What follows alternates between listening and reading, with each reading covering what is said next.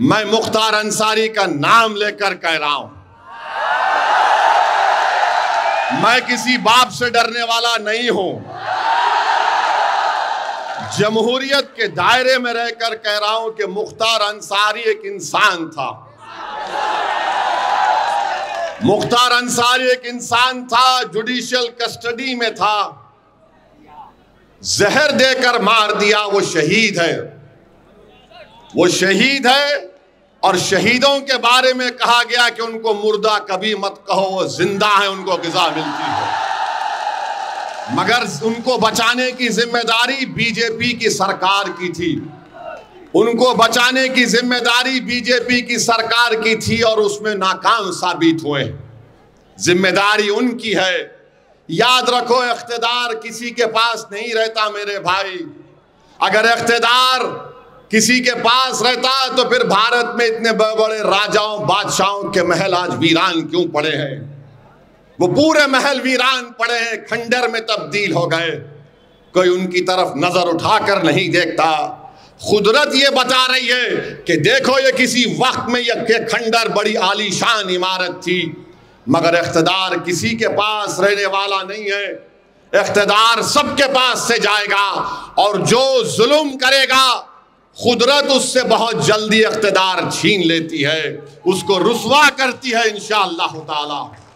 और जो मजलूमों को का साथ नहीं देता, जो लोगों की जानें लेता है, अरे एक दिन आएगा सब चले जाएंगे इस दुनिया से। बुलडोजर से घर तो मेरा ही टूट रहा है, मेरे ही पैर पर गोलियां मारी जा रही हैं, मुझे ही तो जेल में जहर दे दिया गया, मेरे हाथ में हथकड़ियां हैं, मेरे हाथ अभी सुन तो लीजिए, मेरे हाथ में हथकड़ियां हैं, मेरे हाथ में हथकड़ियां हैं।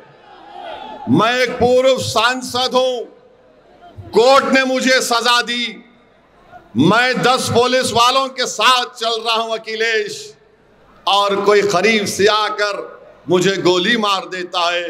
तुम्हारी जबान से उसका नाम नहीं निकला जिसका नाम अतीक था। मेरे अजीज दोस्तों और बुजुर्गों, कोर्ट का ऑर्डर आया मदरसों को खत्म करने के लिए। हजारों मदरसे मुतासिर हो गए, लाखों बच्चे मदरसे में पढ़ते, मगर समाजवादी पार्टी बोल नहीं सकती, अपने जबान से मदरसों का नाम नहीं ले सकती। और याद रखिए, समाजवादी पार्टी यही चाहती है कि आप भैया के लिए जान कुर्बान करो और दरी बिछाओ। हम पीडीएम आपसे कहने आई है कि आप मुत्तहदा तौर पर पीडीएम का साथ दीजिए, तो एक वक्त आएगा इंशाअल्लाह ताला अखिलेश यादव दरी भी बिछाएगा, आपके लिए जान भी कुर्बान करेगा। कब तक आप लोग, हमारा हाल ऐसा है कि भैया के साथ बैठकर एक फोटो ले लिए तो समझते कि बहुत बड़ा तीर मार लिए। छोड़ो इन चीजों को। क्या तुम में काबिलियत नहीं है? क्या तुम अखिलेश यादव की तरह नेता नहीं बन सकते? बन सकते इंशाअल्लाह ताला। सिर्फ एतमाद की जरूरत है। ये जो हमने अपने दिमाग में ये जहनियत बिठा ली कि नहीं नहीं हमको इनके पीछे चलना है। अरे भाई, तुम दुनिया में इसलिए आए ताकि तुम दुनिया की इमामत कर सको।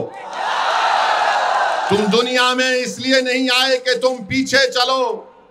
अरे पीछे चलते कौन है? जो जानवर मवेशी के पीछे जानवर चलते हैं, हम इंसान हैं, याद रखो। ऊपर वाले ने आपको सोचने और समझने की सलाहियत दी है और आप अपने दिलो दिमाग पर जोर डालो। अब क्या बचा बताओ? अब यहां से तो उठना ही है ना, और नीचे तो नहीं जा सकते, अब यहां से उठना ही तो है। मगर आज भी आकर हमारे दरमियान में बाज लोग कहते हैं कि नहीं नहीं, अगर कोई मोदी से मुकाबला कर सकता है तो फुला है, पूर्व मुख्यमंत्री है। अरे भाई, उसका आधा परिवार बीजेपी में जा चुका है, आधा परिवार बीजेपी में जा चुका है। इन्हीं के लोगों, इनके पार्टी के लोगों का पेट्रोल पंप तोड़ दिया जाता है, इनका एमएलए जेल को चला जाता है। ये कभी जाकर मिलना तो छोड़ो, इनके परिवार से पूछते तक नहीं कि बताओ तुम्हारे क्या हालात है, क्योंकि ये जानते हैं कि आप बंदी हैं, ये जानते हैं कि आप कहीं पर नहीं जाने वाले हैं। आपके सामने सिर्फ बीजेपी का नाम लो, आप सब खामोश हो जाते हैं। अरे बताओ, यहां पर जिस जगह पर मैं खड़े होकर अल्लाह ने मुझे मौका दिया आपसे कुछ बात करने का, इस शहर के member of parliament Narendra Modi हैं। बताइए, आप 10 साल से मेंबर ऑफ पार्लियामेंट हैं, क्या नरेंद्र मोदी ने आकर पूछा कि हमारे अंसारी भाइयों के घर में कभी चिराग जलता है या नहीं जलता है? क्या नरेंद्र मोदी ने बुनकरों की सहूलत के लिए कुछ इक़दाम किए? नहीं किए। क्या नरेंद्र मोदी ने, मोदी का नाम लिए तो आवाज क्यों कम हो रही?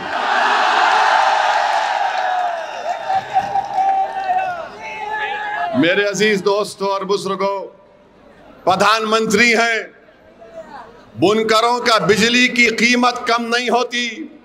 अगर किसी बुजुर्ग का इंतकाल हो जाता है तो मीटर ट्रांसफर नहीं होता।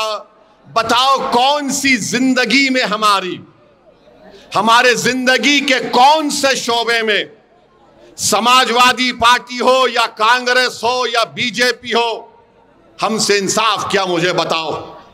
मेरी इस बात का सोचो, मेरी इस बात को अभी जवाब मत दो। तुम जब अपने घर को जाओगे, अपने बुजुर्गों के सामने बैठकर पूछो कि एक दीवाना शेरवानी पहनकर आया था, जिसके सर पर टोपी थी, वो ये सवाल हमसे करके चला गया कि हमारी जिंदगी के कौन से शोबे में हमको इज्जत मिली, हमसे इंसाफ मिला, हमारे बच्चों को स्कूल की तालीम मिली। अरे बताओ हमारे अंसारी भाइयों, आपकी कौन सी औलाद मुल्क के बड़े बड़े तालीमी इदारों में तालीम हासिल कर रही है? मुझे बताया गया कि 50% आप लोग यहां से निकलकर हिंदुस्तान के कोने कोने में, मुंबई शहर, बड़े बड़े शहरों में जा चुके हैं।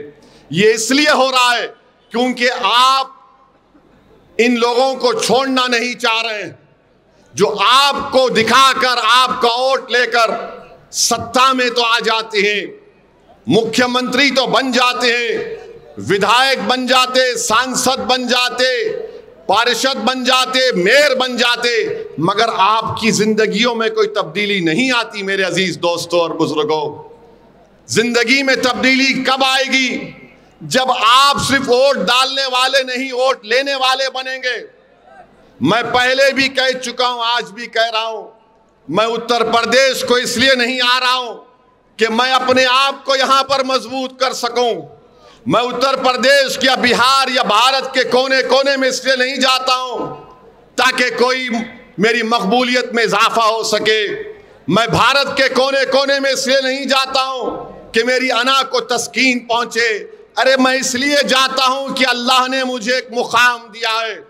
मेरी जिंदगी का चिराग कब खत्म हो जाए मुझे पता नहीं है, मगर मैं अपनी खबर में जाने से पहले ये कोशिश कर रहा हूं कि तुम नेता बनो, तुम लीडर बनो, तुम कायद बनो, तुम मेंबर ऑफ पार्लियामेंट बनो, तुम ताकतवर बनो, ताकि तुम्हारे इन बच्चों का मुस्तकबिल अच्छा हो सके।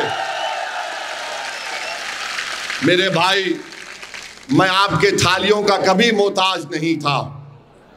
मैं आपसे नहीं कह रहा हूं कि मैं तकरीर इसलिए कर रहा हूं कि तुम्हारी थालियों को सुनकर मुझे खुशी मिलेगी। मेरे भाई, मैं ये थालियां सुन सुनकर मेरे कान पक चुके हैं, तुम्हारे जज्बाती नारे सुन सुनकर मेरे कान पक चुके हैं। मैं सिर्फ तुमसे यह बताने आया हूं कि तुम थाली मत बजाओ, तुम सिर्फ इस उंगली से वोट डालो पीडीएम को। यही हमारी ताकत का मुजाहरा होगा, यही हमारी ताकत का मुजाहरा होगा। तो मुत्तहिदा तौर पर अपने वोट का इस्तेमाल करिए। ये तमाम सियासी पार्टियां हैं, समाजवादी है, बहुत सी पार्टियां हैं, मगर आपने क्या हासिल किया बताइए आप। उत्तर प्रदेश में सबसे ज्यादा जेलों में कौन है? दलित समाज है, आदिवासी समाज है, पिछड़ा समाज है, मुसलमान है।